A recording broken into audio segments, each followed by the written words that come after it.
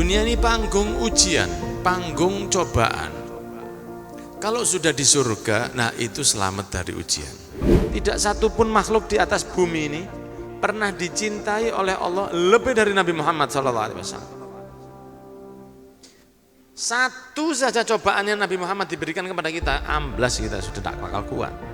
Man yuridillahu bihi khairon, siapa yang Allah berkehendak atasnya satu kebaikan, maka dia akan diberi cobaan kalau dia muslim, kalau dia mukmin. Nah kita ini tidak tahu jumlah dosa kita berapa, padahal dosa kita ini bisa jadi banyak. Allah ingin kita ini supaya kalau mati nanti tidak bawa dosa. Ya Allah, jangan Engkau berikan kepada kami yang kita tidak kuat ngangkat, kasih kita cobaan, karena cobaan itu pasti datang, maka beri kami cobaan yang gampang.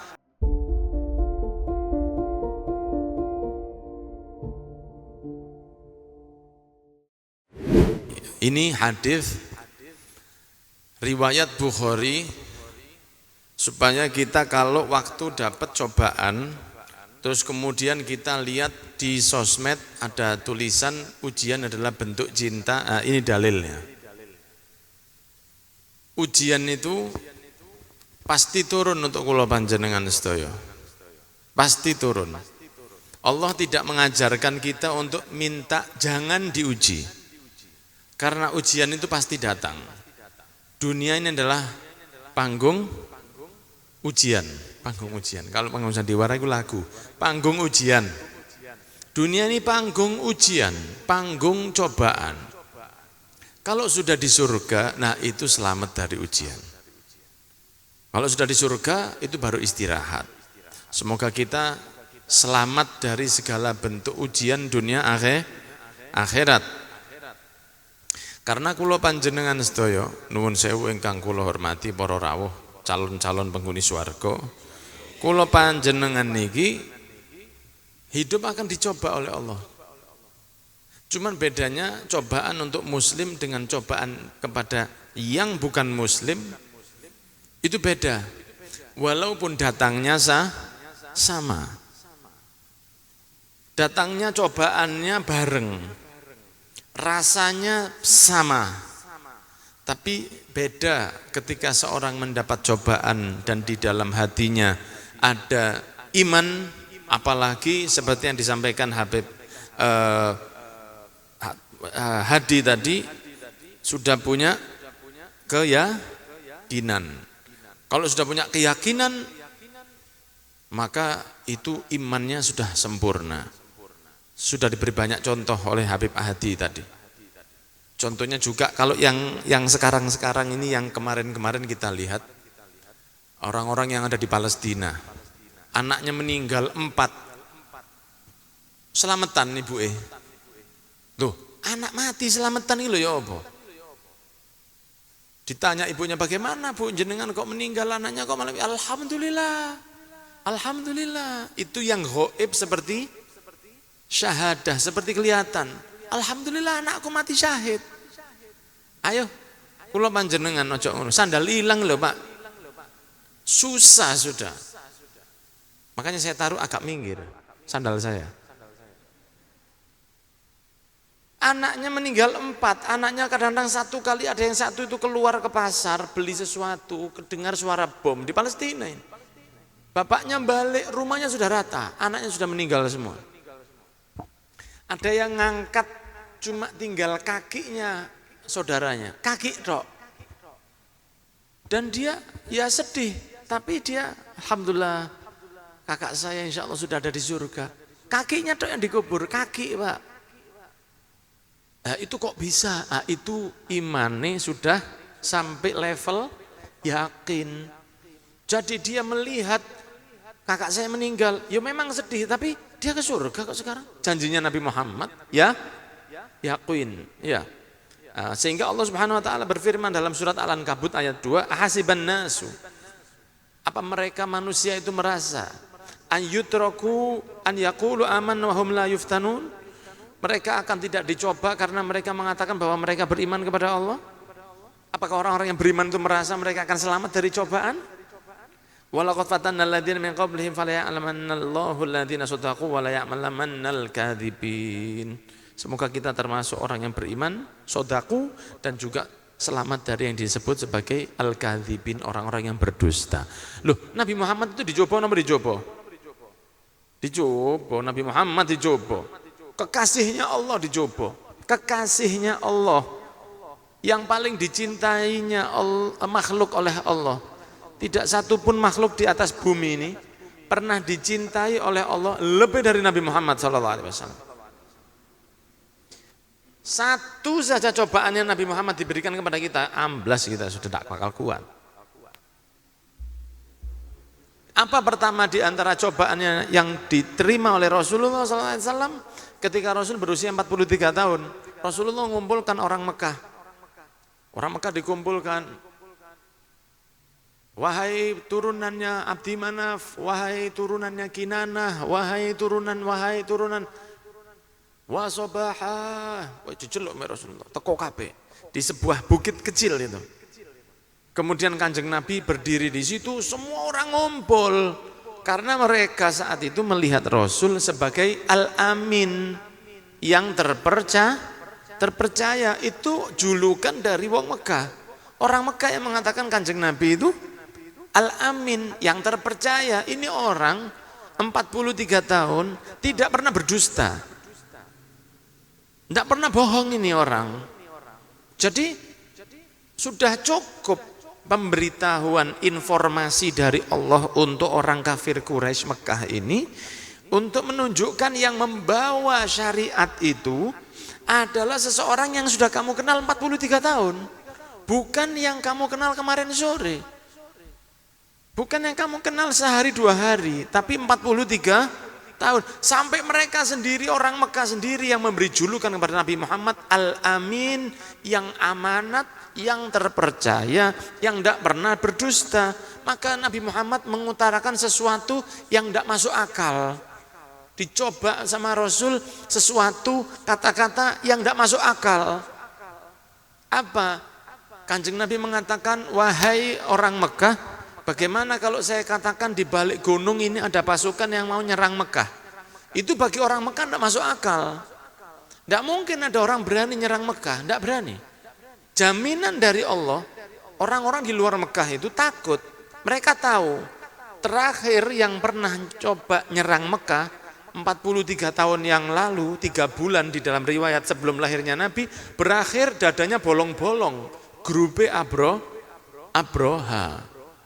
Ada yang berani nyerang Ka'bah, jadi Abroha dia nanti. Dan Abroha itu bukan orang Yaman, orang Ethiopia. Saiki Yamannya diguyu-guyu gak karuan. Ya Allah, seakan temennya. Abroha itu dari Ethiopia, sempat transit di Yaman. Jadinya transit itu maksud mengatakan begitu. Bukan orang sana, bukan orang Yaman Abroha itu. Abroha itu orang Ethiopia. Loh, apa di antara dalil-dalil gampang ini? Jenengan coba berangkat ke Yaman, tidak ada gajah di Yaman, Pak. Tidak ada gajah di Yaman itu. Gajah itu di Afrika. Ono gajah di Yaman, gajah padang pasir. Ono padang pasir, kok ono gajah dari mana? Gajah-gajah itu dari Afrika, Indonesia, tropis-tropis itu ada, Indonesia, Afrika, Thailand. Nah, itu ada gajah. India itu ada. Yaman ada India, ada India. Yaman ada gajah. Tidak ada gajah. Gajah itu dari mana mereka membawanya? Dari Ethiopia, dari Serengeti atau dari safari sana loh. Dari Mozambik, dari Kenya, dari Ethiopia, dari sana. Abroha bawa gajah masuk nyerang Mekah. Gak tahu dihidak gajah ya ngono iku. Bawa gajah dari Ethiopia untuk nyerang Mekah. Apa yang terjadi? Hancur. Orang luar Mekah itu pokoknya jangan cari masalah sama Mekah. Sehingga diberi sesuatu yang tidak masuk akal sama Rasul SAW. Ada orang kalau mau nyerang Mekah, kira-kira kalian percaya atau tidak? Itu bagi orang Mekah tidak masuk akal. Tapi kalau Nabi yang ngomong, Nabi yang mengucapkan, yang 43 tahun tidak pernah berdusta, yang dijuluki Al-Amin, tidak mungkin bohong dia. Maka orang Makkah mengatakan, kami percaya. Karena kamu tidak pernah berdusta sekalipun. Oke, jadi saya ngomong apapun dalam tanda kurung. Aku ngomong apa kalian percaya? Enggak. Wis tak kandani ya. Saya kasih tahu ya. Saya ini utusan Allah yang mengingatkan kepada kalian akan datangnya azab di hari kiamat. Bukan Abu Jahal. Bukan Walid bin Mughirah. Bukan Umayyah bin Khalaf. Yang pertama maju Pak Dene Dewi, Pak Dene yang pertama maju. Kalau kita, waliyadzubillah, semoga kita dijaga oleh Allah bermasalah dengan orang lain. Kalau ada satu orang bermasalah dengan orang, itu tidak seberat kalau masalahnya itu dengan Pak Dene Dewi, dengan ponakane Dewi. Apa maneh ambek morotu, apalagi morotu sing di gunung kono, morotu sing simpenan. Itu lebih bermasalah lagi. Kalau bermasalah dengan saudara, itu rasanya lebih berat. Dan yang maju pertama untuk melakukan satu penghinaan kepada Nabi, kekurang ajaran kepada Nabi, yang pertama maju bukan orang lain, Pak Dene, Abu Lahab. Maju dia kepada Nabi Muhammad, memegang bajunya Kanjeng Nabi, ditarik sampai memerah lehernya Rasul SAW. Karena Rasulullah putih. Kalau kita yang ditarik, pancet aja, gak pernah pancet. Tapi Nabi Muhammad putih Pak, abyadul launi musyarraban bihumrah. Ditarik bajunya sampai galer abang. Marah Abu Lahab. Tabban laka ya Muhammad. Ciloko awakmu wahai Muhammad. Alihadza jama'tana, ngumpulkan kita untuk ngejak murtad dari berhala-berhala kami. Nabi Muhammad jawab, Nabi Muhammad ngendel. Sing jawab Gusti Allah. Tabbat yada Abi Lahab wa tab, sing ciloko Abu Lahab. Allahumma sholli ala Muhammad. Loh, Nabi Muhammad nyampaikan amanat dari Allah sesuai perintahnya Allah. Fasda bima tu'mar itu turunnya di Rasulullah usia 43. Dikongkon nyampein dulu. Iki Nabi Muhammad lagi nurut nang Gusti Allah, dicoba oleh Allah, Pak. Nabi Muhammad ini lagi mengikuti perintah Allah loh. Aku lagi nurut kok kena sih? Kan kasarnya kita kan begitu. Ya Allah, kata kok kadang-kadang itu. Aku gak kuat, aku singgung gaya-gaya influencer. Allah pakai hak, coba pakai kok. Allah. Ya Allah, saya ini salah apa? Sholat sudah sehari 5 kali, ngaji Quran yo tak walak-walik, diwalak-walik dok. Saya sudah poso ya Allah, kok masih gini? Dosa apa yang saya lakukan? Ilingo, ji. Nabi Muhammad itu nurut sama Allah tambah dikenek, tambah dilecehkan. Apa Allah ndak cinta sama Nabi Muhammad? Oh, ojo sampai. Allah paling cinta kepada Nabi Muhammad, buktinya langsung dibales Abu Lahab. Apa Allah ndak tahu? Kalau Abu Lahab bakal berekspresi seperti itu, Allah sudah tahu. Sebelum menciptakan apapun, Allah sampun semerap, Allah sudah tahu. Tapi tetap saja kekasihnya itu yang dicintai, diperintah. Sampaikan wahai Nabi Muhammad, disampaikan oleh Rasulullah setelah 3 tahun secara sembunyi-sembunyi. Dan itu diantara bukti al-wafa, setianya orang dari Jazirah Arab saat itu. 3 tahun itu tidak bocor belas, Pak. 3 tahun itu Rasulullah datang ke rumah sahabatnya. Sahabat, saya mau ngomong sama engkau. Kalau kamu setuju, monggo. Kalau enggak, ya tolong dirahasiakan. Oh ya, ada apa Nabi Muhammad? Kamu percaya sama saya? Percaya. Saya ini utusan Allah. Oh, ikut. Saya tidak Abu Bakar As-Siddiq. Ikut saya. Ada yang lain, ikut Rasul. Ada yang mengatakan begini. Kasih saya waktu ya, saya tak mikir dulu. Ono saya mikir dhisik. Ono sing langsung, wah enggak bisa sih. Wah, saya kan mengkhianati Tuhannya ayah saya, bapak saya, mbah saya, buyut saya, cangga, hitung turun nang dukur. Karena Rasul mengatakan, ya oke, kalau kamu tidak setuju, ya jangan dibocorkan. Oh ya, tidak bocor. 3 tahun itu tidak bocor belas. Itu sifat wafa atau sifat menjaga amanatnya orang Jazirah Arab saat itu, orang Mekah begitu. Tidak begini mereka. Iya Rasul, saya tidak ngomong. Terus ketemu konco nih, kontak cerita nih, tapi kontok.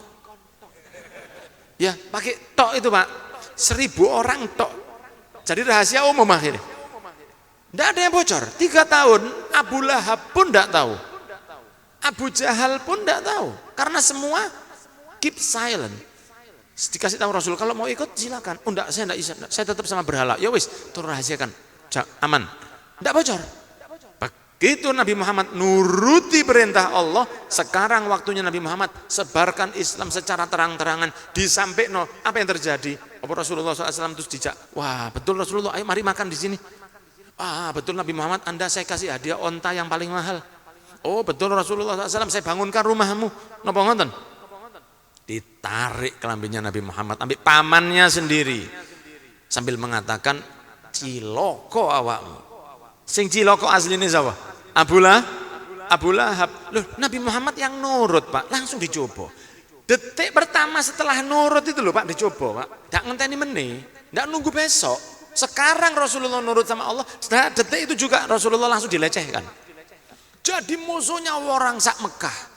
Padahal Nabi Muhammad 43 tahun tidak pernah satu kali pun bermasalah. Kapan Kanjeng Nabi bermasalah? Ketika ngajak orang-orang ini secara terang-terangan untuk ke surga. Ke surga ngejaknya. Balasannya apa? Dilempar batu, dilempar tanah, dilempar kotoran onta, ada yang mau meludahi, ada yang mau menyihir, ada yang mau ngepruk Rasulullah dengan batu. Abu Jahal pernah membuat juglangan, jebakan Batman untuk Nabi Muhammad SAW, tiba-tiba kejeglong dewe. Abu Jahal kejeglong dewe. Loh, itu balasan efek yang diterima oleh seorang yang paling dicintai oleh Allah. Lah sedangkan kula panjenengan ini dengan debu yang nempel di kaki kudanya Nabi Muhammad aja masih lebih mulia debunya yang nempel di kakinya kudanya Nabi Muhammad. Ambil awak dewi kau apa-apa nih kita ini. Kita ini tidak ada apa-apanya dengan Nabi Muhammad.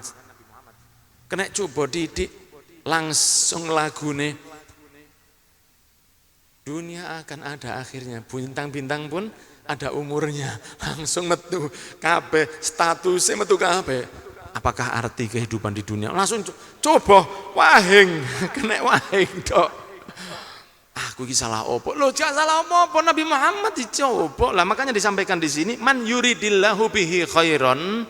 Siapa yang Allah berkehendak atasnya satu kebaikan, maka dia akan diberi cobaan. Kalau dia muslim, kalau dia mukmin. Kalau tidak beriman kena cobaan, ya wis apes ngono ae. Ini berarti Tuhan cinta, gak cinta apes Pak. Mohon maaf, apes. Tapi kalau mukmin berarti dicintai. Dari mana kok dicintai? Ngene ceritanya, tak ceritain tapi rahasia ya Pak. Semua toin aja sama yang lihat streaming.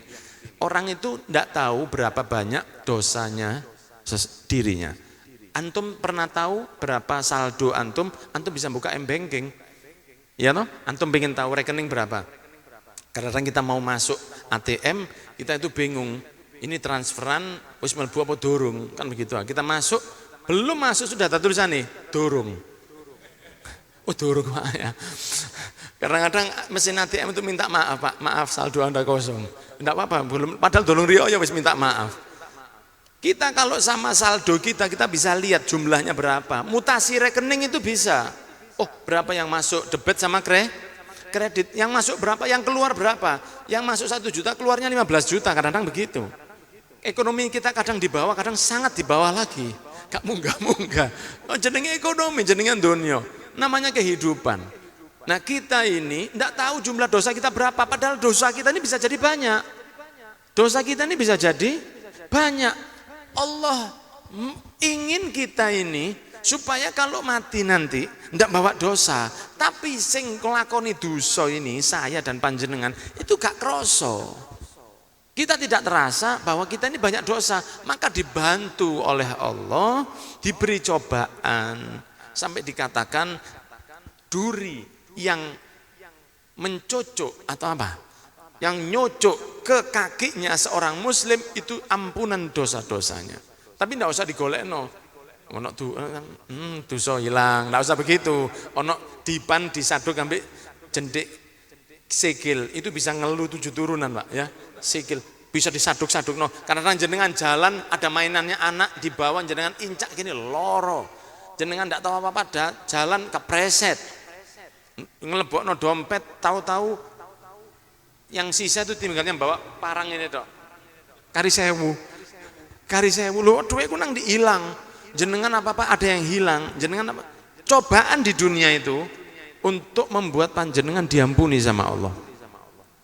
Sakit, kehilangan duit, kehilangan orang yang dicintai, kehilangan pekerjaan, kehilangan kesempatan, kehilangan cita-cita yang sudah ditoto dengan baik. Banyak hal yang kita harapkan hilang. Banyak hal yang kita berharap jauh dari itu malah kena. Sudah berusaha sehat malah sakit. Nah itu semua buktinya cinta Allah kepada kita. Kenapa? Karena Allah ingin nanti kalau kita sudah masuk ke kubur, dosa kita sudah habis gara-gara kesaduk, sandal kijolan, ya. Terus kemudian duit yang hilang, coba usaha gagal, nyoba buka bakso gagal, biasa. Ya berarti Allah cinta wis ngono ae. Nah kan namanya Allah cinta, cobaan. Nanti insya Allah mlebu kuburan, buka rapot di akhirat begini. Loh kok 10 KB? Mana dosa saya?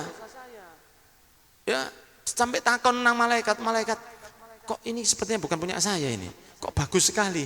Iya itu namamu didelok Tarmuji Tajinan. Iya. Saya ini. Loh kok bagus? Tanya ke Gusti Allah, ya Allah, kok bisa bagus? Mana dosa saya dulu bermaksiat. Ingat kamu dulu sakit, panas, ya, kepalamu mules, perutmu pusing, ya. Dengar saking nemene iki, Mang. Eling biyen ndek dunya kepalamu pusing, ingat ya Allah. Itu ampunan dosa. Ingat kamu duitmu dulu hilang, ingat ya Allah. Itu ampunan dosa. Loh coba rong ini hilang kabeh. Karena setelah itu apa? Lebokno surga ini. Karena Allah tahu kita tidak bakal tahu yang perlu diminta maaf itu yang mana. Maka Allah memberi cobaan supaya dia diampuni. Karena Allah itu sangat harus dengan proses kita itu. Allah bisa saja langsung tak ampuni kabeh, bisa. Tapi harus dengan proses. Diberi cobaan ngangkat derajat. Tapi kita masalahnya tidak tahu di sini. Nanti tahunya kalau sudah di sana. Di akhirat baru tahu. Sehingga ya kita berdoa kepada Allah. Tidak mungkin seseorang itu mengatakan jangan dicoba saya. Tidak. Tapi kita minta yang sama Allah. Rabbana wa la tuhammilna ma la taqata lana bih.